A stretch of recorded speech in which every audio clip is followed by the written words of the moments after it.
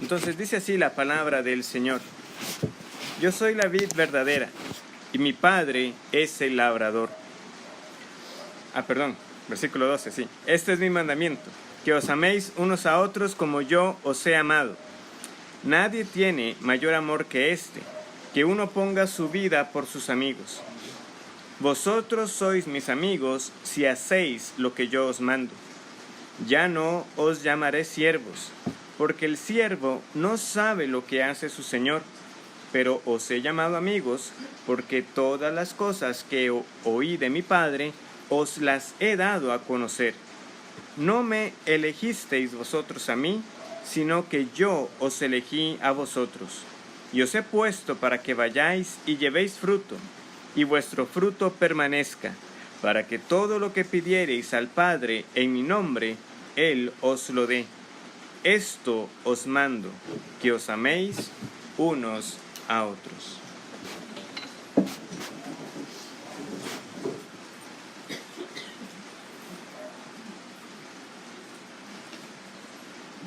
Hemos estado considerando en las semanas anteriores acerca de permanecer en Cristo. Podríamos resumir entonces estos últimos versículos acerca de lo que es permanecer en Cristo, que aquel que permanece en Cristo es amigo de Cristo.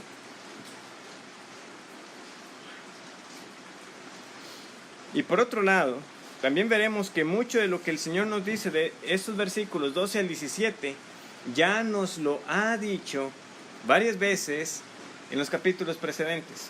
Porque recordemos que todo esto se da en el contexto de la última cena, ¿verdad? En esa última noche antes de que el Señor sea arrestado. Y vemos cómo está constantemente repitiendo varias de las ideas, varios de los mandamientos que ha dado a los suyos, porque sin duda eso es lo que quiere enfatizar. Y se los está expresando de varias maneras. No solamente lo ha expresado, sino que también ha dado ejemplo, ¿verdad? Al lavar los pies de los discípulos de lo que es ese espíritu de servicio sacrificial, amoroso. Porque precisamente nos dice el versículo 12, este es mi mandamiento, que os améis unos a otros como yo os he amado. Y nosotros, si hacemos entonces la conexión en especial de estos capítulos que estamos estudiando de Juan, sin olvidar que estamos en ese marco más grande de que todo lo que está escrito aquí es para que creamos que Jesús es el Hijo de Dios, en el capítulo 13, de hecho, es como inician estos discursos. Nos dice así el evangelista en el versículo 1. Antes de la fiesta de la Pascua, sabiendo Jesús que su hora había llegado para que pasase de este mundo al Padre, ¿y qué dice? Como había amado a los suyos que estaban en el mundo, los amó hasta el fin. ¿Cómo nos ha amado Jesús? Y en particular, cómo mostró su amor para con los discípulos, los amó hasta el final.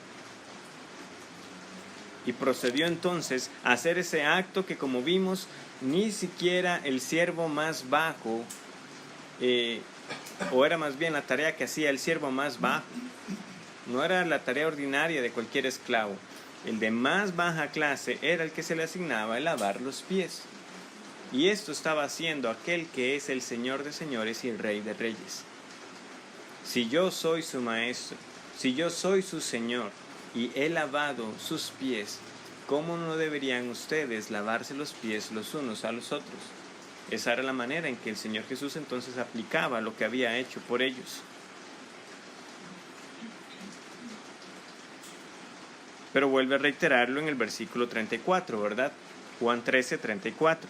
Un mandamiento nuevo os doy, que os améis unos a otros como yo os he amado, que también os améis unos a otros. En esto conocerán todos que sois mis discípulos, si tuviereis amor los unos con los otros. Ya también pasamos por aquí, solo el breve comentario. El aspecto de novedad es el hecho de que el Señor añade a ese amarnos unos a otros como Él nos ha amado. ¿Por qué? Porque desde el Antiguo Testamento encontramos mandamientos claros de amar al prójimo, de amarlo como a uno mismo. Pero de manera particular, los discípulos de Jesús se deben caracterizar por ese amor fraternal. por ese amor que no deja lugar a dudas de que la única explicación posible para que esas dos personas se amen, para que esas dos personas se sirvan como se sirven, es porque son del Señor. Haciendo memoria, yo no sé cuánto llegué a enfatizar este aspecto, pero uno solo tiene que hacer el repaso, ¿verdad?, para saber quiénes eran los que componían ese grupo que el Señor había escogido. Teníamos a un recaudador de impuestos, que era Mateo, pero también tenemos uno que era conocido como el celote. Los celotes eran aquellos que más bien estaban buscando librarse de el imperio romano, y más bien verían a un publicano como el peor de los traidores. Y el Señor está diciendo: ámense unos a otros como yo los he amado. A ese punto. Personas de diferentes contextos que fuera de esa obra de gracia en la vida de ellos serían enemigos. Cuanto más, obviamente, debemos entender nosotros eso cuando ya luego es evidente, ¿verdad?, que el Señor no tiene dos pueblos, sino solo uno: judíos y gentiles. Y ya sabemos cómo los judíos tenían ese concepto de los gentiles. Y también los gentiles tenían su concepto acerca de los judíos, porque también no eran personas, no era normal llevarse bien con ellos. ¿Por qué? Por causa de precisamente de que sabían de que los judíos los tenían por perros, por inmundos, por menos que. Y sin embargo el Señor viene hacia los pueblos uno solo. ¿Y cuál es el mandamiento? Ámense unos a otros. Ahora, en nuestro contexto que estamos acá, obviamente todos en un sentido seríamos esos gentiles. No estamos con ese fuerte rivalidad que quizás para un judío que venía al conocimiento del Señor Jesús se hubiera enfrentado ahora al tener que tratar con un gentil que también ha sido salvado por el Señor. El libro de los Hechos nos cuenta un poco más, ¿verdad?, de esas dificultades que tuvieron que ser superadas al inicio de la iglesia. Pero eso no quiere decir que nosotros estemos exentos de situaciones que debamos tratar. Porque si no se tratan bíblicamente, como veremos, estaremos cayendo en situaciones que realmente más bien son ajenas al amor cristiano y a la vida de los discípulos del Señor. Concretamente, lo que tengo en mente es lo que pasa hoy en los Estados Unidos, en especial por todos esos temas que tienen que ver con equidad, con los temas raciales, que o sea, realmente está polarizando a muchos sectores. ¿Por qué? Porque en lugar de ir a una definición bíblica de lo que es la justicia, están adoptando la misma forma de expresión y de conductas que uno encontraría en el mundo. Se les llama de cierta manera para identificarlos como estos guerreros de la justicia social. Y entonces empieza uno a ver eventos exclusivos dirigidos a minorías dentro del cristianismo. Pero esas cosas no deberían pasar en el cuerpo del Señor. ¿Por qué? Porque somos uno en Cristo. El momento en que yo creo que debo aplicar de una manera muy particular el Evangelio para cierta población, porque es que ellos han sido históricamente oprimidos, hay algo que yo no estoy entendiendo entonces respecto al Evangelio y lo que éste hace en la vida de las personas, y el mandamiento que el Señor tiene tan sencillo de amarnos unos a otros. Sencillo decirlo, para hacerlo se requiere el Espíritu Santo. Sproul decía, me gusta mucho la segunda parte del versículo: como yo os he amado. No me gusta tanto la primera, que os améis unos a otros, porque sin el Espíritu Santo no puedo hacerlo. O como otro pastor también decía, pastor, es que la vida cristiana sí es difícil. No, la vida cristiana no es difícil, es imposible. Es imposible sin un nuevo corazón. Es imposible sin el Espíritu Santo, porque el Señor nos está diciendo: ámense unos a otros como yo os he amado.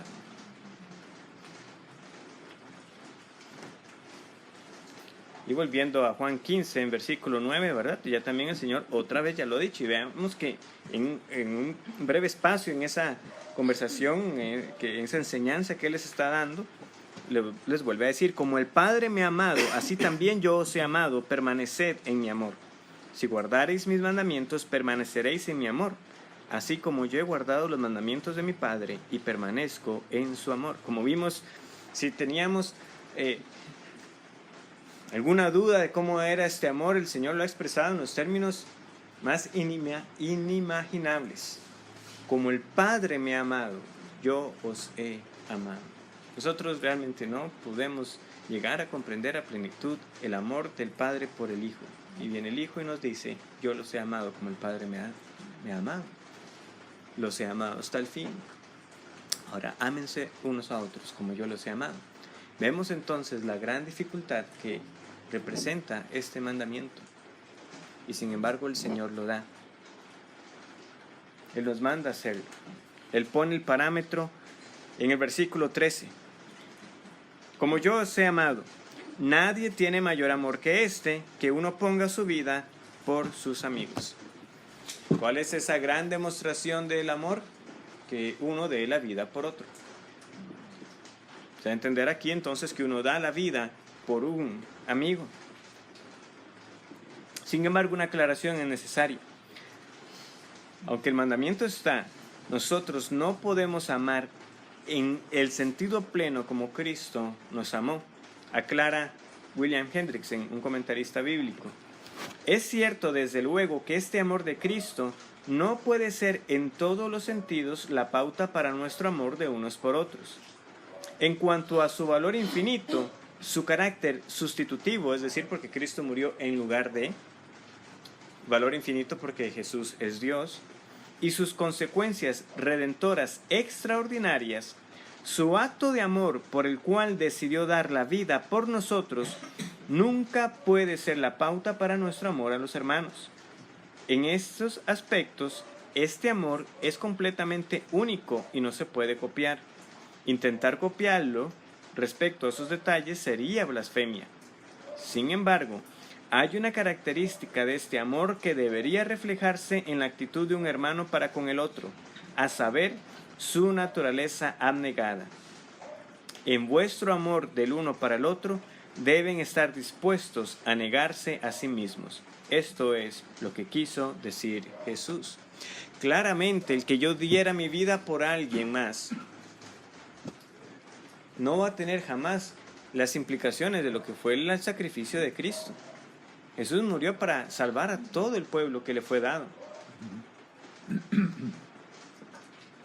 Su muerte, en efecto, garantiza la redención de aquellos por los cuales murió.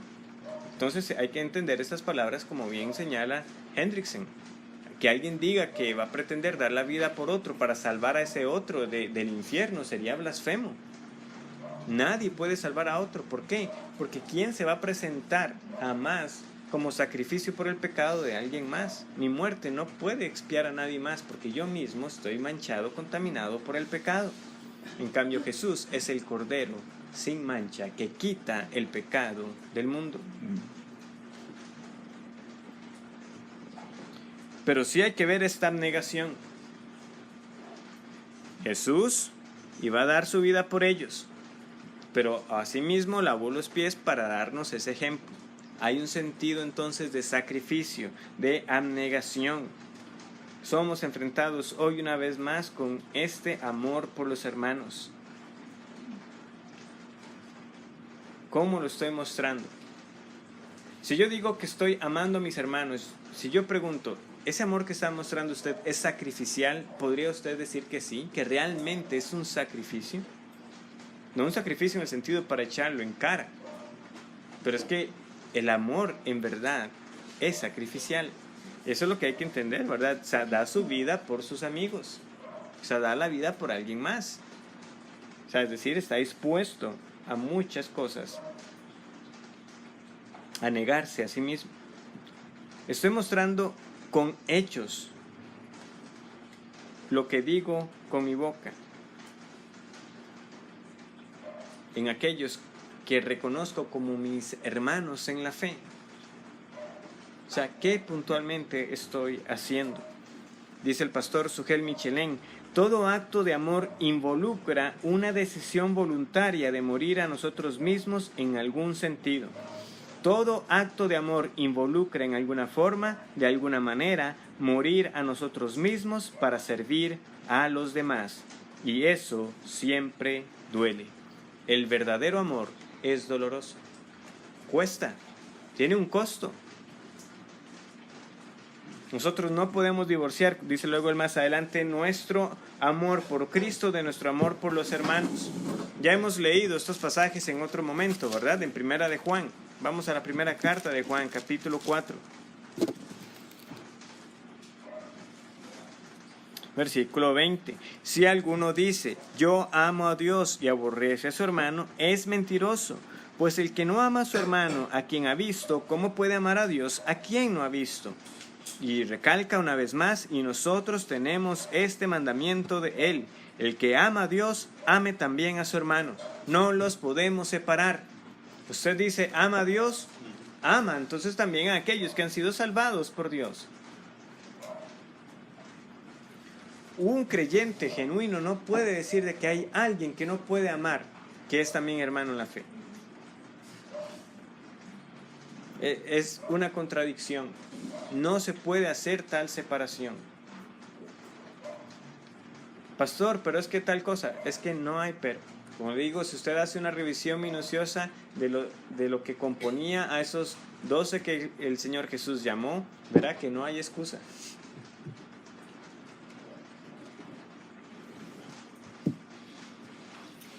Todo lo contrario. Una falta de amor por los que usted dice que son sus hermanos es una señal que usted no puede ignorar acerca de su condición espiritual. Usted no la puede ignorar. Entonces, esto sirve en ambos sentidos.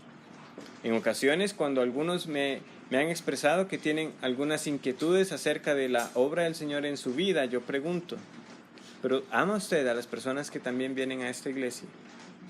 Dicen, sí. Bueno, ¿cómo lo ha mostrado?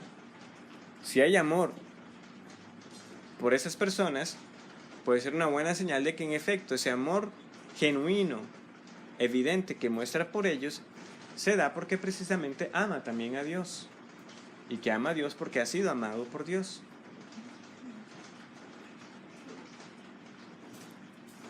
Pero quien nos muestre un aprecio por la congregación es una señal muy alarmante.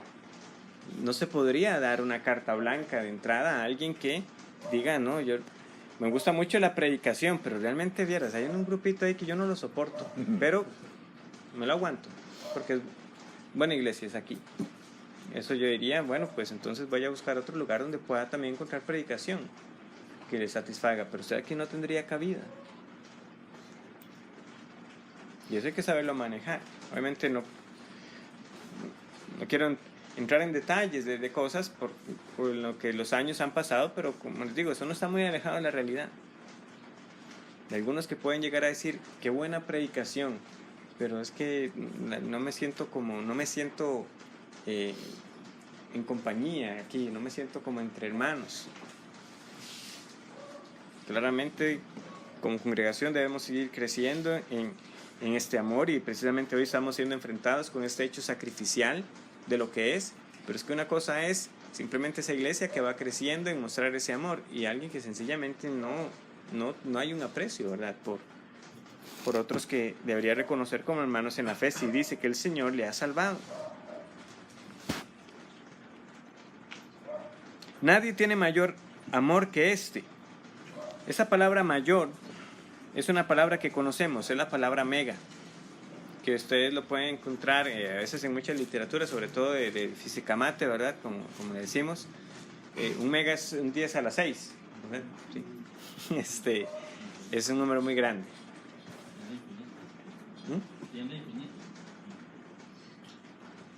Pero hay más grandes que mega. Bueno, está bien. Pero un 10 a la 6. El punto es que, digamos, en vez de decir usted 1000 kilómetros, usted podría decir un megámetro, ¿verdad? Para darse una idea de algo grande. O sea, 1000 kilómetros es una distancia grande. Es muy grande, mucha distancia. Entonces, el punto es, nadie tiene mayor amor que ese. Es este amor tan grande que uno ponga su vida por sus amigos. A partir del versículo 14, vean lo que dice el Señor. Vosotros sois mis amigos si hacéis lo que yo os mando. Como el Señor baja, ¿verdad? Podríamos decir. Ustedes son mis amigos si dan su vida por mí. Ustedes son mis amigos si hacen lo que yo les mando. Ahora, ciertamente, seguir a Cristo cuesta la vida. El que no está dispuesto a tomar su cruz, a negarse a sí mismo cada día, no es digno de ser discípulo del Señor. Pero vemos cómo precisamente es más ese aspecto de negarse a uno y en cambio obedecer a Cristo, más que el acto literal de dar la vida por Cristo. Claro, vamos a la historia y encontraremos mártires que dieron su vida por el Señor. Y si algo así viniera en el país, que el Señor entonces en ese momento también nos dé la gracia para nosotros sostenernos y decir, yo soy del Señor, no me importa dar la vida por Él. Pero ahora mismo, ¿es usted amigo de Cristo? Entonces usted le obedece. Lo que Cristo diga, eso hago. ¿Por qué? Porque es mi amigo. Él me ha llamado su amigo.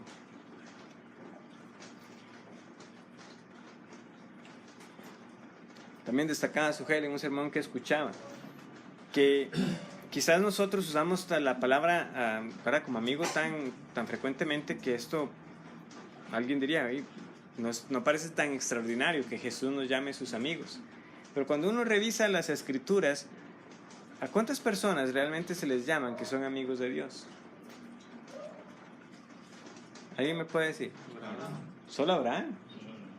Solo Abraham es llamado amigo de Dios. Por supuesto, Moisés habló cara a cara. Dios se reveló a muchos otros siervos, pero por alguna razón la Escritura tiene de que Abraham es el que se le llama amigo de Dios. O sea, no es un título que vemos entonces utilizado con frecuencia y a la ligera. Pero ahora viene Jesús y le dice a este grupo de 11 discípulos, ustedes son mis amigos. El Hijo de Dios ahora le dice a este grupo numeroso, ustedes son mis amigos. Veamos entonces que en un sentido esta amistad que Jesús está estableciendo aquí es incondicional. Es Jesús quien nos declara amigos de Él. Eso no cambia. Quien hace la declaración es Jesús y la hace en un sentido general antes de que nosotros realmente fuéramos sus amigos. Vamos a Romanos, capítulo 5. O sea, tengamos presente ahora lo que el Señor ha dicho. Nadie tiene mayor amor que este, que alguien dé su vida por sus amigos. Y vean entonces lo que nos dice Romanos, capítulo 5. Versículo 6. Porque Cristo, cuando aún éramos débiles, a su tiempo murió por los impíos. Ciertamente apenas morirá alguno por un justo. Con todo pudiera ser que alguno osara morir por el bueno. Mas Dios muestra su amor para con nosotros en que siendo aún pecadores, Cristo murió por nosotros. Pues mucho más estando ya justificados en su sangre, por él seremos salvos de la ira. Porque si siendo enemigos, el antónimo, fuimos reconciliados con Dios por la muerte de su Hijo, mucho más estando reconciliados seremos salvos por su vida. Jesús dice, nadie tiene mayor amor que este, que uno dé su vida por su amigo, pero Jesús la dio por sus enemigos. No hay amor como el de Cristo. No hay amor como el de Dios al darnos al Hijo para salvarnos de nuestros pecados, en que siendo débiles, en que siendo rebeldes, en que siendo enemigos, Cristo murió por nosotros. Por eso, en ese sentido, es incondicional, es una declaración que Jesús da. Y antes que nosotros incluso existiéramos, pero que ya Dios, sabiendo cuál era nuestra condición rebelde y pecadora, Cristo murió por nosotros. No fue, ¿verdad? Como primero, sea mi amigo y entonces luego muero por usted. No, Cristo murió mucho antes, siendo aún pecadores. Pero hay un sentido claramente condicional, ¿verdad? Jesús declara, ustedes son mis amigos, pero añade, si hacéis lo que yo os mando. Porque ciertamente esta amistad es puesta en evidencia cuando obedecemos. Y nuevamente Jesús de diferentes maneras nos sigue enseñando lo mismo. Juan 14:15, si me amáis, guardad mis mandamientos. Luego también en el capítulo 15, al inicio, ¿verdad? Nos está diciendo que el que permanece en él, versículo 5, y yo en él, este lleva mucho fruto. Y ahora nos dice que si guardamos sus mandamientos, y más adelante nos dice que si guardamos sus mandamientos, permanecemos en su amor. Versículo 10, Juan 15:10, si guardáis mis mandamientos, permaneceréis en mi amor. Y ahora nos está diciendo que somos sus amigos y hacemos lo que Él nos manda. Una vez más era aquella relación que yo les decía, amor y obediencia, obediencia y amor. El que ama obedece, el que obedece es porque ama. Primeramente somos amados por Dios. Nosotros le amamos a Él porque Él nos amó primero. Pero de ahí en adelante podemos hablar casi que intercambiablemente. Si usted ama al Señor, le obedece y por su obediencia muestra su amor. Si usted es amigo de Cristo, por su obediencia muestra esa amistad.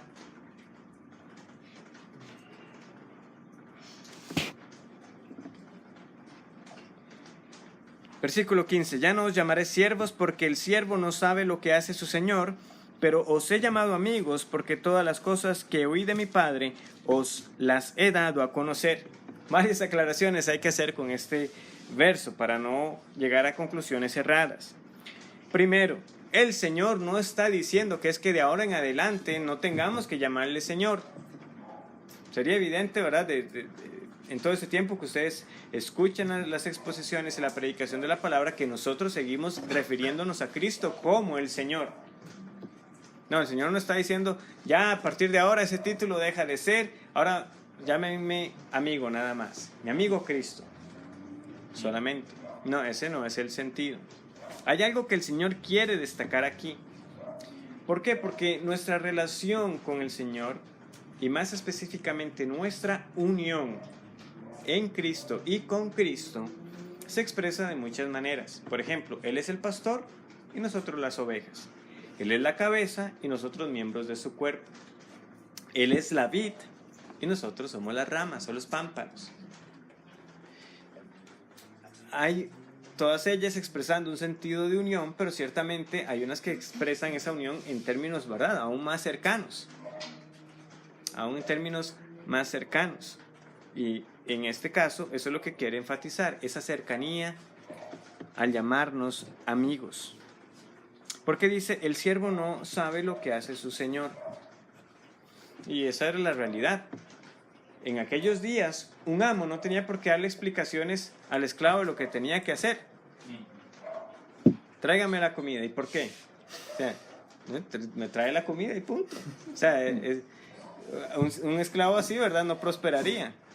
Que estuviera cuestionando constantemente, que estuviera queriendo indagar por qué su amo hacía lo que hacía.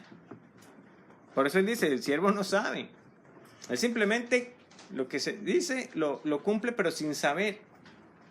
Ahora nosotros estamos sujetos a esa relación de obediencia, porque el Señor está diciendo, ustedes son mis amigos si hacen lo que yo les digo. Vean que eso no se está quitando. Pero el Señor quiere dar a entender de que esa relación de obediencia que le debemos no es estrictamente una en la que simplemente yo digo y usted hace. Aunque en última instancia lo que Dios diga, eso es lo que tenemos que hacer.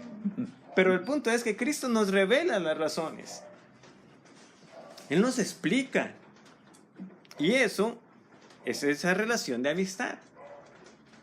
Eso es lo que usted hace. Entonces, sí podemos trasladar simplemente para entender un poco mejor, manteniendo obviamente la distancia entre cuando Cristo nos dice que somos sus amigos y cuando nosotros llamamos amigo a alguien, pero es que precisamente uno le explica, ¿verdad? Cuando uno como dicen popularmente, va a pedir un favor, mira, me puedes,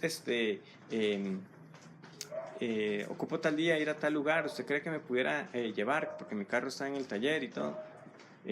Sí, claro, y todo, pero se le explica, es que andaba un día y uno le empieza a explicar, ¿verdad? Uno no simplemente le dice, mira, ocupo que me lleves tal día, tal, y ya. Y sí, se le hace amigo, pero como que no calza, ¿verdad? No calza que sea simplemente... ¿Por qué? Porque entonces no lo está tratando como un amigo. Simplemente lo está buscando porque lo necesita. Pero no es así en una verdadera relación de amistad.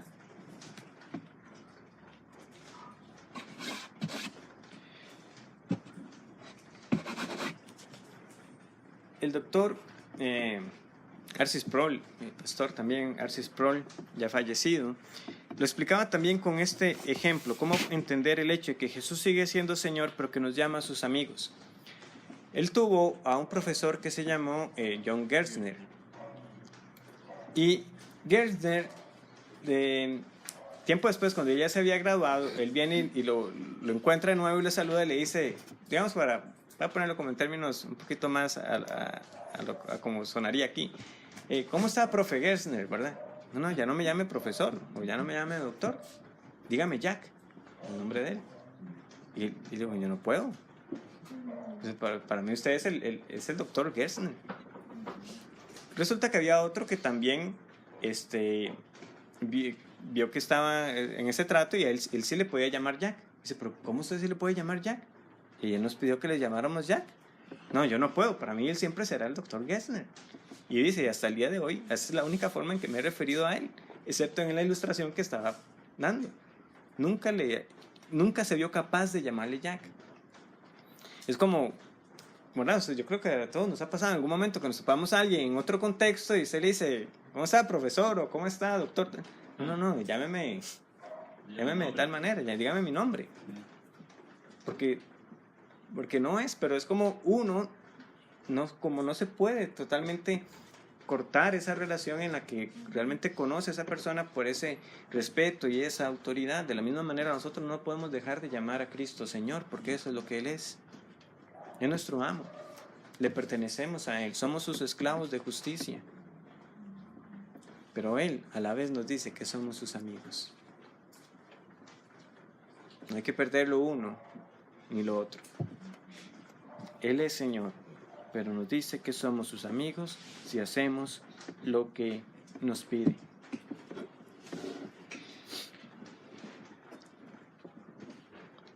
Vean entonces el sentido de lo que les decía acerca de esas razones que se dan cuando algo se le pide a alguien. Porque todas las cosas que oí de mi Padre os las he dado a conocer.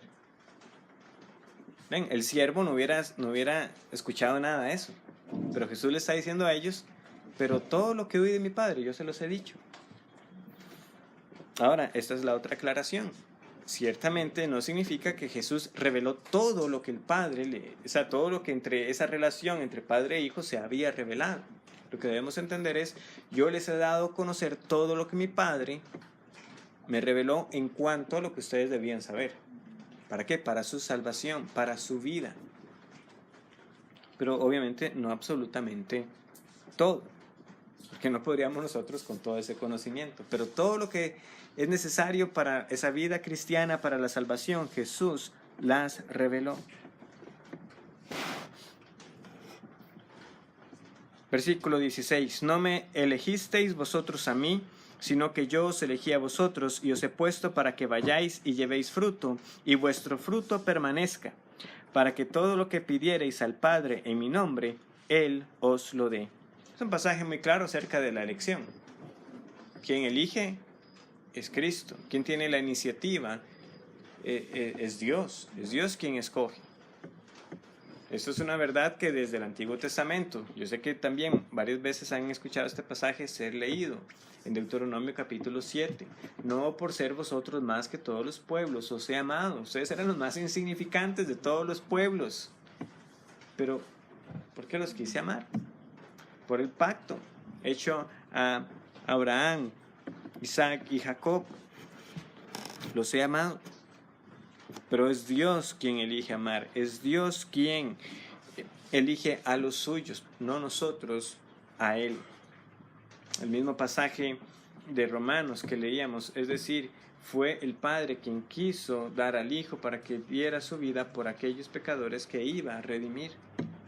No estaba en uno esa elección. Y vean también lo que dice, o sea, los he elegido para que vayáis y llevéis fruto, no porque llevaban fruto.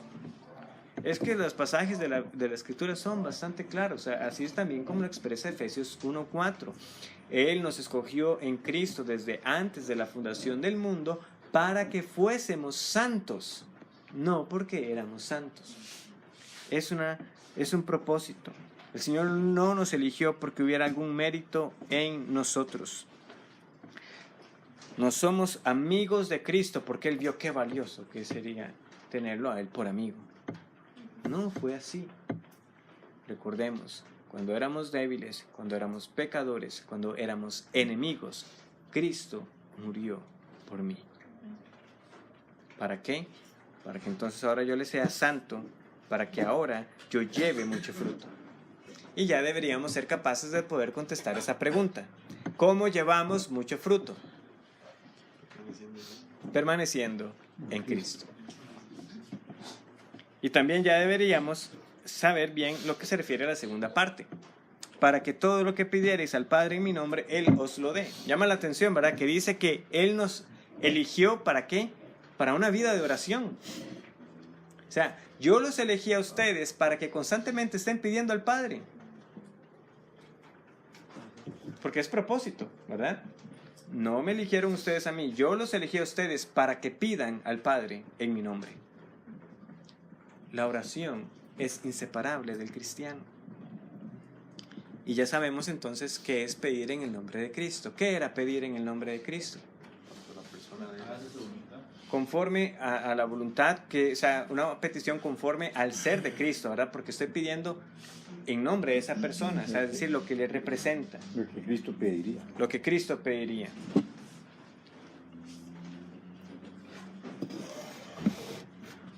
Y en un sentido podemos decir que una petición particular es llevar más fruto. Él me elige a mí para que lleve mucho fruto y para que constantemente me presente en oración al Padre. ¿Para qué? Para pedirle más y más fruto que abunde para la gloria de Él. Porque en esto es glorificado mi Padre, en que llevéis mucho fruto. Finalmente, y por si no quedaba claro, el versículo 17 nos dice: esto os mando, que os améis unos a otros. Sí, nos costará tiempo, nos costará recursos, nos costará estar cambiando nuestras agendas. De nuevo, si no hay sacrificio, no es amor. Si no hay negación de mi ser, no es amor. Lo contrario sería sencillo, llamarle a eso amor. Algo que no me cueste ni tiempo, ni dinero, ni recursos, ni que afecte mi agenda. Así es fácil amar. Sí, porque no es amor. Quiere el Señor entonces mostrarnos que si precisamente esto está escrito para que nosotros creamos en el Hijo de Dios y para que creyendo en Él tengamos vida en su nombre, si nosotros estamos mostrando tal amor. Porque si usted no está mostrando tal amor, entonces es de nuevo una advertencia para no engañarnos. El amor del cristiano por otro cristiano es un amor sacrificial. Y ese es para todo cristiano. Ciertamente, hay unos que son más cercanos que otros. Jesús tuvo a 12, de esos 12 tuvo a 3 que eran más cercanos y tenemos, como entendemos, a uno que fue llamado el discípulo amado, a Juan. Pero eso no quiere decir que eso justifique nuestra falta de amor, porque Jesús pudo decir que amó a todos hasta el fin. Y de la misma manera debemos hacerlo nosotros. Sí, que tiene implicaciones, precisamente de eso se trata. Y yo lo voy a hacer porque precisamente fue lo que Jesús hizo por mí. Y entonces, de esta manera, cerramos en parte toda esta gran enseñanza acerca de lo que es el amor cristiano, que está dispuesto a lavarle los pies al otro, que está dispuesto a soportar sus carencias, sus pecados. ¿Por qué? porque eso fue lo que el Señor hizo conmigo. ¿Cómo lo podemos hacer? Solo permaneciendo en Él. Y permaneciendo en Él abundarán los frutos, y los frutos abundarán. Y como hemos visto, si tuviéramos que resumirlos, podemos resumirlos en el fruto del Espíritu Santo, el cual empieza por el amor. Cuanto más permanezcamos en el Señor, más evidente tendrá que ser ese amor. ¿Ama usted a Cristo? ¿Ama usted a su hermano, al que llama también su hermano en esa misma fe de Jesús? Oremos.